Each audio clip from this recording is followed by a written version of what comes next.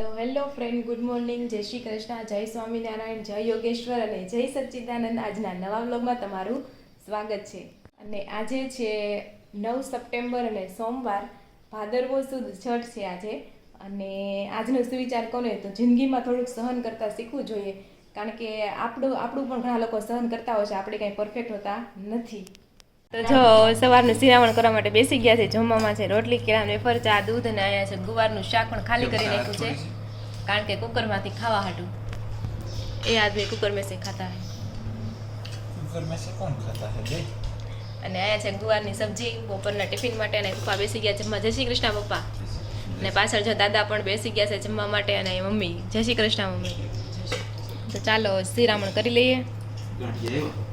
ગાંઠિયા નથી આવ્યા, કાલે સાંજના ગાંઠિયા જાય મમ્મીએ લીધા છે. થોડાક દી ગાંઠિયા હાલશે.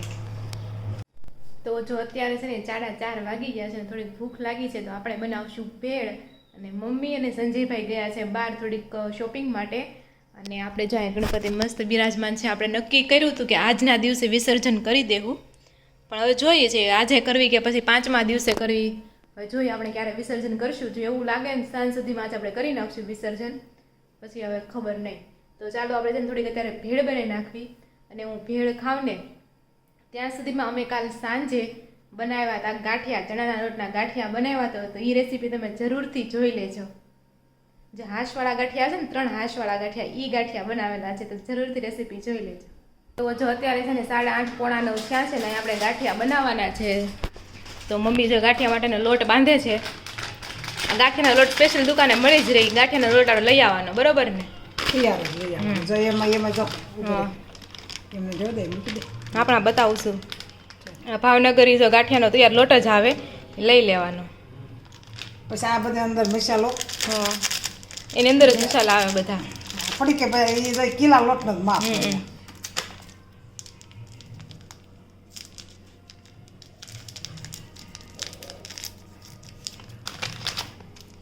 બસ આ મસાલો છે ને એ જ ડાયરેક્ટ નાખી દેવાનો. અને મમ્મીએ પેલા ઓલરેડી એમાં તેલ નાખી દીધું છે. 4-5 પાવડા મોણ નાખી. હા, 4-5 પાવડા આપણે દીધા છે તેલના.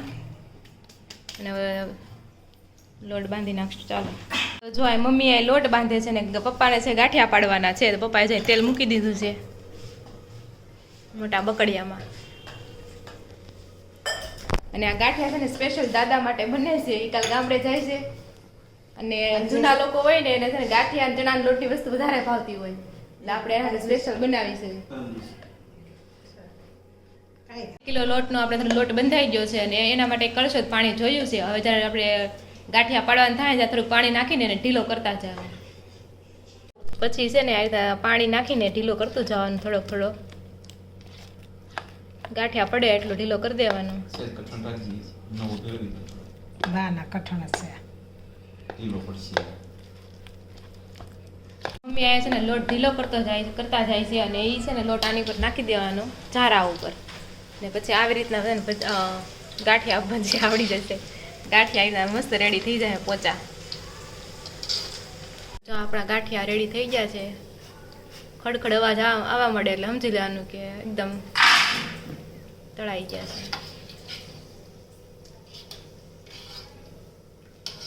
આમાં આપણે લોટ લઈ લીધો છે ને આવી રીતના હોય છે તે પાડવાના ગાંઠિયા.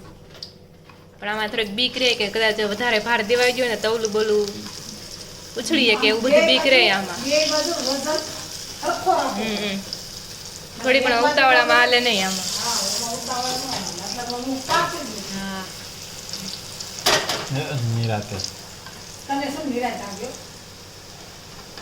શાંતિથી આ રીતે મસ્ત ગાંઠિયા પાડવાના.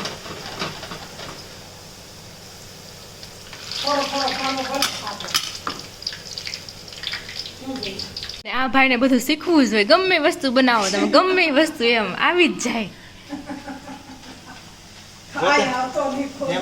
પોતે કહેતા હોય કે શીખ કઈક શીખ. પણ આ ગાંઠિયા તમ તારે ક્યારેક જ ખાવાના હોય, એટલે ન શીખો તો હાલે તમ તારે. વાંધો હું શું આવું. હા તો કાંઈ નહીં, તો શીખી લે બીજું હું. ગાંઠિયા ખાવા મળ્યા છે ને થોડુંક ખાવામાં તો આવી રહ્યું છે. તો કેવા બન્યા છે ગાંઠિયા? સરસ. હા, એ વાત છે. જાય મમ્મી લોટ બાંધી દે, લોટ આપતા જાય ને પપ્પા છે તળતા જાય. એ વાત છે. આપણા ગાંઠિયા બધા બની ગયા છે ને આ છેલ્લો ઘાવણો છે ને આપણા ગાંઠિયા મસ્ત મજાના બની ગયા છે.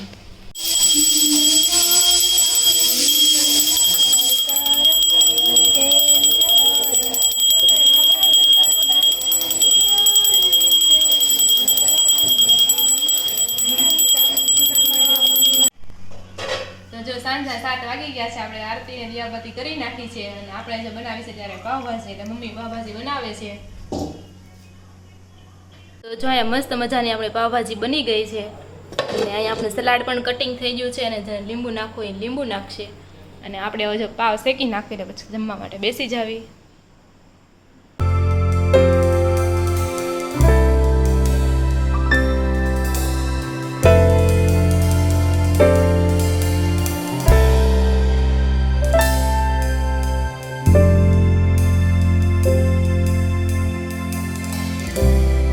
જો સાંજનું વાળું કરવા માટે બેસી ગયા છે. જમવામાં છે પાવ અને ભાજી અને સંભારામાં છે આપણે આ જે બધા જમવા માટે બેસી ગયા છે અને પપ્પા પણ જસ્ટ હમણાં આવ્યા છે ત્યાં એ પણ હમણાં જમવા માટે બેસી જાય.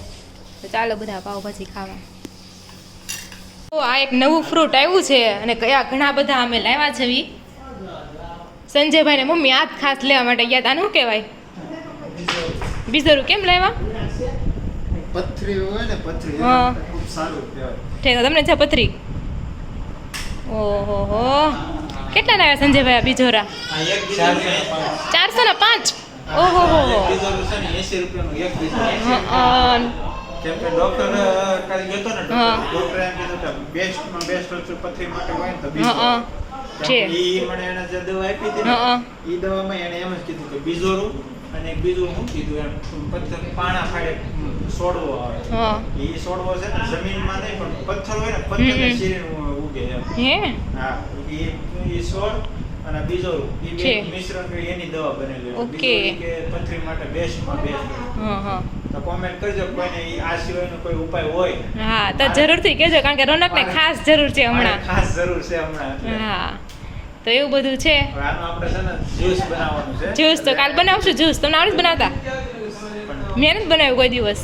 એમાં જ્યુસમાં બીજું કાંઈ નહીં પણ પહેલા તારે ઉઠવું પડશે એના માટે વહેલું કેમ કે આ વસ્તુ એવી છે હા. કે સવારે જ્યુસ એમ કાઢીને નાઈના કોઠે મીન્સ કે સવારે ઉઠીને તરત પી જવાનું પછી છે ફ્રેશ થવાનું તો કેટલા વાગે ઉઠવાનું? એ તો પણ તમે જેટલા વાગે ઉઠતા હોય એટલા વાગે. તમે કીધું તારે વહેલું ઉઠવું પડશે એટલે મારે પૂછવું પડે મારે કેટલું વહેલું ઉઠવાનું એમ. એટલે આપણે જે રેગ્યુલર ટાઈમ ઉઠતો એ જ હોય બરોબર છે. પણ તમે અગાઉ પીધું છે આવડું બિચારાનું જ્યુસ? ના, ક્યારેય. તાર જ્યુસ કાઢ. આ વસ્તુ લીંબુ હોય ને હમ. એમ કરતાંય વધારે ખાટી આવે. ઓ માય ગોડ એટલી બધી ખાટી આવે? જેને બહુ ખાટું ન ખાય કે એના માટે કામની વસ્તુ નથી. તો મારા માટે ધારે કે મને પથરી નથી પણ આ તો હોય તે મારા માટે કઈ કામનું નહીં કારણ કે લીંબુ ન ગમતું હોય તો આ તો કેમ ભાવે? પણ છે વસ્તુ હારી આયુર્વેદિકમાં હમ. સારું છે એટલે જ એનો ભાવ કેમ કે આ વસ્તુ છે ને જનરલી ક્યાંય મળતી નથી. આ કે? છે ઠેઠ આપણે ભાગળથી લાવવા ભાગોળથી લેવા ગયા હતા. કેમ કે કાંઈ બહુ બધી શાક માર્કેટ હોય પણ આ વસ્તુ ક્યાંય નહીં મળે. કાંઈ નહીં મહિનો રોજ એક ગ્લાસ પી જાઓ એટલે પછી ખબર પડે અને પછી નકર ડાયરેક્ટ ઓપરેશન. ઓપરેશન તો ન આવે નાની છે એટલે પણ એ જ આપણે થોડું જો રાખે એટલે ડોક્ટરે કીધું છે ને કહી દે કેમ કે આ બહુ ગુણકારી છે. બરોબર છે ચાલો કાંઈ નહીં હાલો. અને કોમેન્ટ કરજો કોઈને હા આ સિવાયનું બીજું કંઈક ખ્યાલ હોય. હા ઓલું પાત્રા વાળું કેવું પથ્થર તોડ છોડવો હોય તો જરાક કોમેન્ટ કરજો અમે લેવા આવશું તમ તારે જ્યાં આવશે ત્યાં. તો જો આપણે મસ્ત મજાની પાવભાજી ખાઈ લીધી છે અને આપણે આ એક વસ્તુ નવી વસ્તુ જાણવા મળી કે દરેક યુગમાં છે ને ચારે યુગમાં ગણપતિ અલગ મતલબ ચારે યુગના ગણપતિ અલગ હોય છે. તમને ખબર છે? ખબર છે તો ક્યાં તો એ તો વિડિયો જોયો કોનો? શોર્ટ તારો.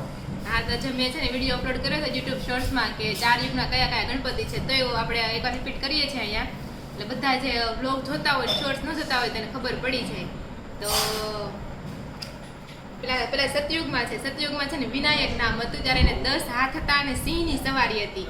પછી આવે સતયુગ પછી ત્રેતાયુગ તો ત્રેતાયુગમાં છે ને મોરની સવારી હતી એટલે મયુરેશ્વર અને હાલ છે ને મહારાષ્ટ્રમાં મયુરેશ્વર વિનાયક મંદિર પણ આવેલું છે. અને પછી દ્રાપર યુગમાં આપણે આવે છે ગજાનન કે જેની આપણે હાલમાં આપણે પૂજા કરીએ છીએ જેની સવારી ઉંદર છે અને તેને 4 હાથ હોય છે. અને કળયુગમાં આવશે ધ્રુમકેતુ નામ છે જ્યારે ગણપતિનું એની સવારી હોય છે, ઘોડાની સવારી હોય છે. અને ત્યારે એને છે ને 2 હાથ હોય છે.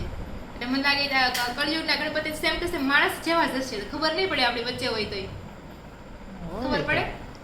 કોને ખબર? ઓળખતા આવડે તો ખબર તો હોય. તો કાંઈ નહીં, આપણે કેટલા દિવસથી મમ્મીનું ભજન નથી લીધું, તો ચાલો આપણે ભજન લઈ લઈએ. પ્રથમ સમારોહ ગણપતિ દેવા વિઘ્ન લેજો કાપી રે વાલા. પ્રથમ સમારોહ ગણપતિ દેવા લાભય મૂલ્યા પોરે વાલ.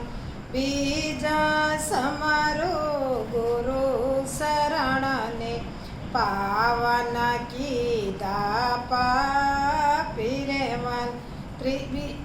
ત્રીજા સમારોહ સરસ્વતી માતા વાણી નિર્મળયા પીરે. ચોથા સમારોહ માતા પિતાને સતબુદ્ધિ બહુયા પીરે. પુનિત પંચમ પરમેશ્વરએ પાસે પૂજા જે મારે માં. પ્રથમ સમારોહ ગણપતિ દેવા વિઘ્ન લેજો કાપી રે વાલા. અમારા ઘરે સૌથી નાના મહેમાન આવ્યા છે. કા રિશ્વા? રિશ્વા હાય, ટાટા કરો. એ ઢીંગલો મારો છે, લાઈ ઢીંગલો મારો છે, આપો. લાવો હાલો, લાવો લાવો, માગે જા માગે જા. લાઈ ના કે લાઈ લાઈ. હા હા, જા બોલા. લાઈ ઢીંગલો, લાઈ ઢીંગલો, ઢીંગલો આપો, લાવો. ના ના કે તો લે આપી દીધો. ચકલી. તો તમે કોમેન્ટ કરો કે તમને મમ્મીનું ભજન કેવું લાગ્યું, ને તમારે સત્સંગને તમે સાંભળવો ગમતો હોય ને તો મમ્મીની ચેનલ છે હીરુના ભજન કરીને તમે જરૂરથી વિઝિટ કરજો. એટલે તમે ગમે તો લાઈક, શેર અને સબસ્ક્રાઇબ જરૂરથી કરી દેજો. અને આ વિડીયો છે ને આપણે અહીંયા જ એન્ડ કરીશું. ફરી મળશું કાલે નવા વ્લોગ સાથે. ત્યાં સુધી જય શ્રી કૃષ્ણ અને રાધે રાધે.